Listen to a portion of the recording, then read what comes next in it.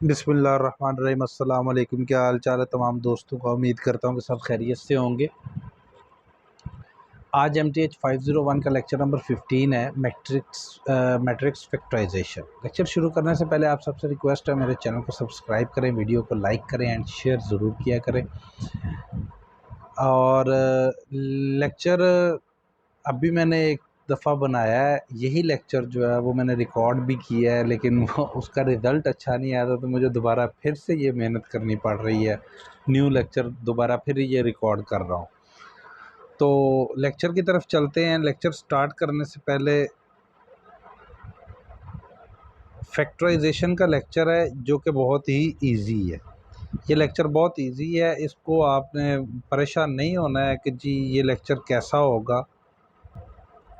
परेशान नहीं होना कि ये लेक्चर कैसा है। बहुत इजी है, आसान सा लेक्चर है। मैट्रिक्स फैक्टराइजेशन के बारे में पढ़ लेते हैं जी। Matrix factorization is a factorization of a matrix as a product of two or more matrix is called matrix factorization. Factorization के बारे में हमने बचपन से पढ़ते आ रहे हैं कि x square plus 3x+6 is equal to 0। ये हमारे पास क्वाड्रेटिक इक्वेशन होती है और इसके दो फैक्टर्स निकलते हैं, जैसे कि यहाँ पर मैं मिसाल के तौर पर x-3 और x-2 कुछ इस तरह करके फैक्टर्स निकलते हैं। x-3 और x-2 लाइक दिस, इस तरह के फैक्टर निकलते हैं। अब ये दो फैक्टर्स आपस में मल्टीप्लाई हो रहे हैं, दो पेयर, ये जो दो वैल्यूज़ है ये मल्टीप्लाई हो रही है। अगर आप इनको मल्टीप्लिकेशन करते हो तो आपके पास ओरिजिनल वन वैल्यू आ जाती है, ऐसा ही है ना। यहाँ पर भी यही बात है कि मैट्रिक्स फैक्टराइजेशन क्या है। असल में आपने उस मैट्रिक्स को फैक्टराइज कर देना है और उसके दो पार्ट्स होंगे, दो से ज़्यादा भी हो सकते हैं। अब इसका यूज़ है, यूज़ जो है वो कंप्यूटर प्रोग्रामिंग वगैरह में, प्रोग्राम्स में यूज़ होता है इसका, मैट्रिक्स फैक्टराइजेशन का। LU फैक्टराइजेशन और LU डिकम्पोजिशन, असल टॉपिक यहाँ से शुरू होते हैं। LU फैक्टराइजेशन जो है वो क्या है? LU factorization is a matrix decomposition in which write a matrix as a product of lower and upper triangular matrix। Lower triangular और अपर ट्रायंगुलर मैट्रिक्स के बारे में मैंने पिछले लेक्चर में बता दिया था, उसकी वीडियो का लिंक डिस्क्रिप्शन में मौजूद होगा। LU मैट्रिक्स फैक्टराइजेशन ये है कि आपने गिवन मैट्रिक्स को लोअर और अपर ट्रायंगुलर मैट्रिक्स की मल्टीप्लिकेशन की फॉर्म में लिखना होता है। ठीक हो गया। अब आगे इसके दो रिमार्क्स हैं हमारे पास। रिमार्क्स क्या है जी? वो कहता है कि if A is a square matrix order m, the value then the order of LU matrix also order m। अच्छा, आपके पास एक मैट्रिक्स है, एक स्क्वायर मैट्रिक्स है, उसका ऑर्डर m है। जब आपने उसकी LU फैक्टराइजेशन फाइंड आउट करनी है तो जो आपके पास L और U मैट्रिक्स आएंगे, लोअर ट्रायंगुलर मैट्रिक्स और अपर ट्रायंगुलर मैट्रिक्स, उनका ऑर्डर भी वही होगा जो ओरिजिनल वन का होगा। एक और पॉइंट है सेकंड स्टार वाला, वो कहता है इन जनरल, यहाँ पे ये वाला, ये पॉइंट कहता है जी, in general not every square matrix has a has an LU decomposition nor is an LU decomposition unique if it exist. कहते हैं कि जी अगर आप बात करते हो कि जी LU डिकम्पोजिशन हर स्क्वायर मैट्रिक्स की है, तो वो नहीं होती है, किसी स्क्वायर मैट्रिक्स की नहीं भी होती होगी। और अगर किसी की एग्जिस्ट करती है तो इसका ये मतलब नहीं कि वो यूनिक ही है, वो एक ही है, और भी हो सकती है LU डिकम्पोजिशन। थ्योरम है, वो कहता है कि जी if a square matrix A can be reduced to row echelon form with no row interchange, then A is an LU decomposition।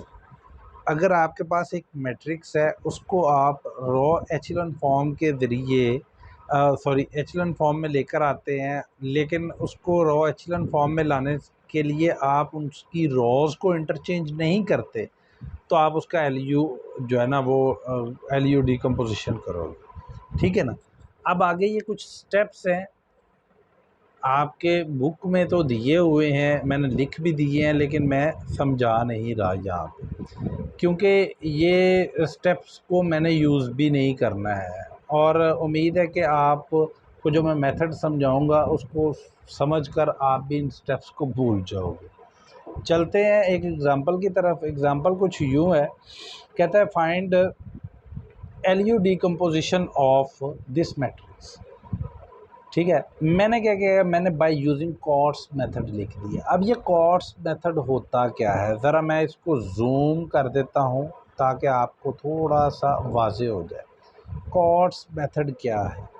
COTS method हमें बताता है कि आपने अगर एक मैट्रिक्स की एलयू डिकम्पोजिशन करनी है तो भाई आपको दो मैट्रिक्स बनाने पड़ेंगे। एक मैट्रिक्स होगा एल, एक मैट्रिक्स है एल जो कि लोअर ट्रायंगुलर मैट्रिक्स है, और एक मैट्रिक्स बनेगा अपर ट्रायंगुलर मैट्रिक्स। अब ज़रा हम थोड़ा सा लोअर ट्रायंगुलर मैट्रिक्स को समझ लेते हैं। लोअर ट्रायंगुलर मैट्रिक्स के जो डायगोनल की एंट्रीज़ हैं, जो कि मैंने ये लाइन लगाई हुई है ऑलरेडी, ये वाली एंट्रीज़ कोई इशू नहीं है, कुछ भी आ जाए।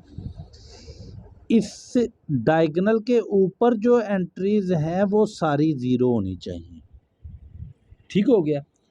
डायगोनल के नीचे जो एंट्रीज़ हैं वो वाली आपके पास वैल्यूज़ कोई होनी चाहिए, ज़ीरो सारी नहीं होनी चाहिए। अगर मैट्रिक्स कुछ ऐसा है तो हो भी सकती हैं।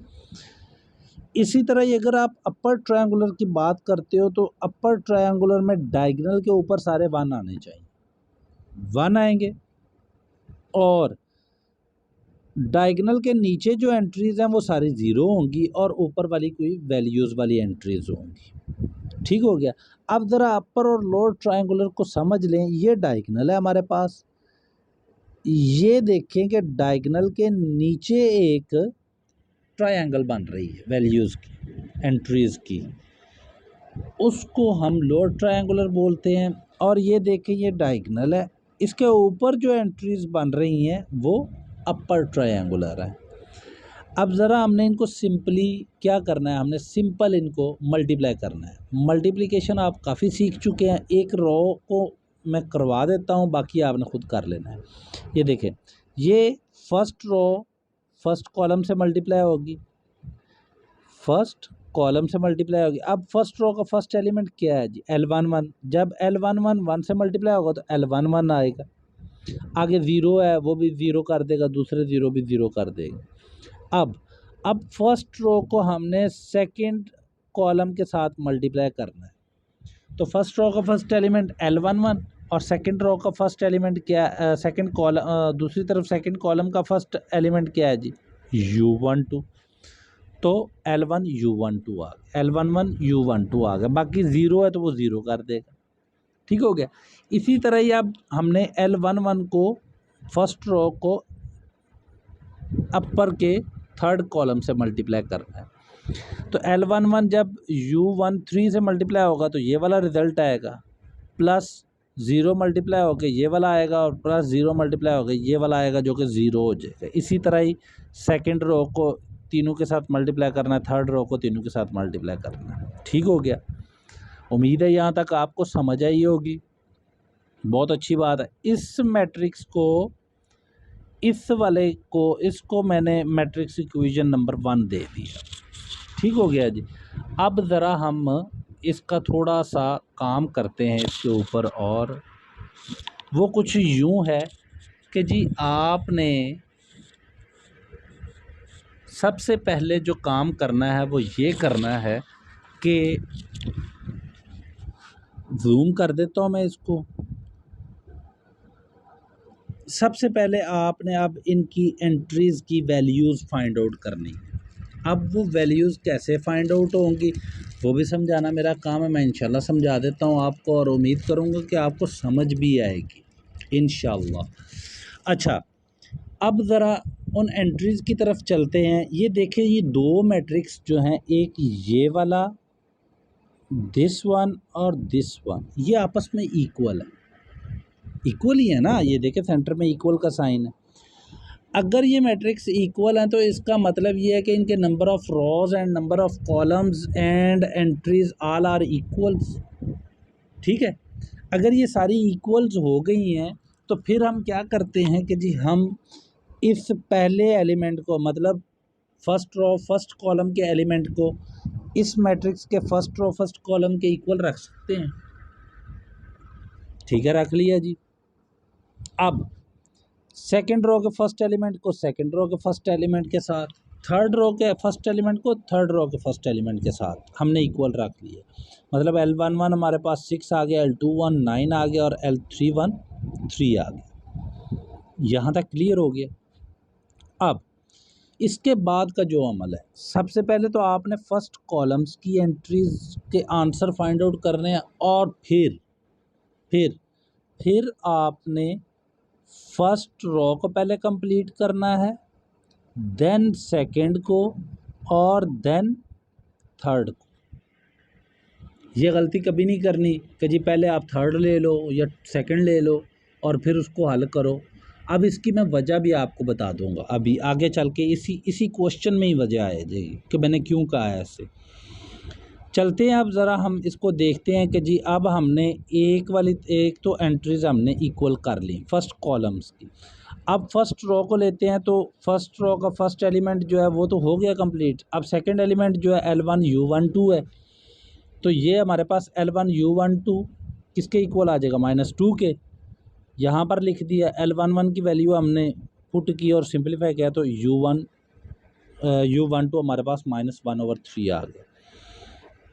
इसी तरह ही अब हमने इसका थर्ड एलिमेंट लेना है जो कि हमारे पास L11U13 है और वो किसके इक्वल आ रहा है, 0 के। तो जो 0 के इक्वल है वो ऑलरेडी 0 है, तो U13 इक्वल टू 0 आ गया। इस तरह करके हमने ये सारी एंट्रीज फाइंड आउट कर लेनी है। अब ज़रा सेकंड रो पे चलते हैं। सेकंड रो की फर्स्ट एलिमेंट की आंसर तो हमने ये निकाला हुआ है 9 है। अब L21U12 प्लस L22 ये सेकंड एलिमेंट है, सेकंड रो का सेकंड एंट्री जो है वो ये वाली है, तो ये किसके इक्वल है कि -1 के। ठीक है ना, तो इसको मैंने यहाँ पर ये सॉल्व किया हुआ है। L21U12 plus L22 is equal to -1। अब ज़रा एक चीज़ को अंडरस्टैंड करना है आपने, ये देखें यहाँ पर U12 आ रहा है, ठीक है। U12 की वैल्यू मैंने निकाल दी है पहले। अब जो मैंने आपको बात कही थी कि जी पहले पहली रो को हल करना है, फिर दूसरे में दूसरी को, तीसरे में तीसरी को रो को हल करना है, वो यही रीज़न थी कि अगर आप पहले नंबर पर ही दूसरी रो ले लेते हो तो आपके पास U12 की वैल्यू कहाँ से आएगी। इसी तरह ही सेकंड रो के कुछ एलिमेंट्स ऐसे होंगे जो थर्ड रो में पाए जाते होंगे, इनको सिंप्लीफाई कर लीजिएगा। सिंप्लीफाई करने के बाद हमारे पास कुछ वैल्यूज़ आ जाएंगी जो कि हमारे पास हैं L11 की, L21 की, L21, L22, L32 और L33। ये वैल्यूज़ है हमारे पास, 1 2 3 4 और 5 वैल्यूज़ निकली। अब हमारे पास एलिमेंट्स कितने हैं, सॉरी 5 से ज़्यादा निकलनी है, कहीं मैं मिस कर गया हूँ। ये देखिए, ये मिस कर गया था। 1 2 3 4 5 and 6 values of lower triangular matrix, और अपर की कितनी निकली हैं, 1 2 and 3 values of upper triangular matrix. Simple सी बात है, वही जो ऊपर हमने फार्मूला ये वाला बनाया हुआ था, this one and this one, इसमें इनकी वैल्यूज़ पुट कर देनी है। तो जो वैल्यूज़ पुट करेंगे आपके पास जो मैट्रिक्स बनेगा वही आपका आंसर होगा। ठीक हो गया। इसके बाद है जी, इसके बाद टॉपिक है हमारे पास solving linear system of LU factorization. Let's see, हमारे पास कुछ एग्जांपल्स आती हैं लीनियर सिस्टम की जो कि पीछे बहुत डिटेल के साथ हमने की हुई है। ठीक है, x1 मतलब कि हमारे पास आ जाता है जनाब x1 plus 2x2 plus 3x3 equal to 4। ये एक लीनियर सिस्टम है। इस तरह की 2-3 एग्जांपल आती थी। 3 अननोन्स है ना, तो 3 रोज़ होंगी इनकी। ठीक हो गया ना। तो हमने क्या करना है, हमने इसको सिंपली मैट्रिक्स फॉर्म में लिख लेना है। AX is equal to B, ये हमारी मैट्रिक्स फॉर्म है, ये वाली मैट्रिक्स फॉर्म है। अब करना क्या है, जो ए मैट्रिक्स है उसको हमने एल यू फैक्टराइज कर लेना है। अगर हम एल यू फैक्टराइज करते हैं तो ए की जगह पर हम एल यू एक्स लिख सकते, एल यू लिख सकते हैं ना, तो फिर ये बन जाएगा L U X equal to B. अब हम लेट करते हैं कि जी यू एक्स जो है वो हमारे पास वाई है और L Y is equal to B आ जाएगा। यही है इसकी एग्जांपल, आप देख लें। एग्जांपल जो है वो आपको किसी और मेथड से समझाई गई होगी, उसकी एल यू फाइंड आउट करने के लिए आप कॉट्स मेथड यूज़ कर सकते हैं। बुक में आपको रिड्यूस्ड और एचेलन फॉर्म में एग्जांपल समझाई गई है, काफ़ी लेंथी है। तो ये कॉट्स मेथड जो है ये इजी भी है मेरे ख़्याल से, इसलिए मैंने आपको शेयर किया। ये नहीं समझना कि जी जो यूट्यूब से पढ़ा हमने वो गलत है, ये जो सर वीयू वाले पढ़ा रहे हैं वो गलत है। दोनों मेथड ठीक हैं। आपको उन्होंने कोई स्पेसिफ़िक मेथड के बारे में नहीं कहा कि जी आप स्पेसिफ़िक मेथड ये वाला यूज़ करें, ठीक है। बाकी अगर आपको नोट्स चाहिए तो ये मैंने डिटेल लिखी हुई है, डिस्क्रिप्शन में भी लिंक मौजूद होगा, व्हाट्सएप नंबर मौजूद होगा और तमाम वीडियोस के लिंक भी मौजूद होंगे। MTH 404 उसका लेक्चर जो है पूरी सीरीज़ मिड की वो मैंने अपलोड की हुई है, वो भी देखिए। और अल्लाह ताला आपका हामी व नासर हो। Thank you very much. Allah हाफिज़।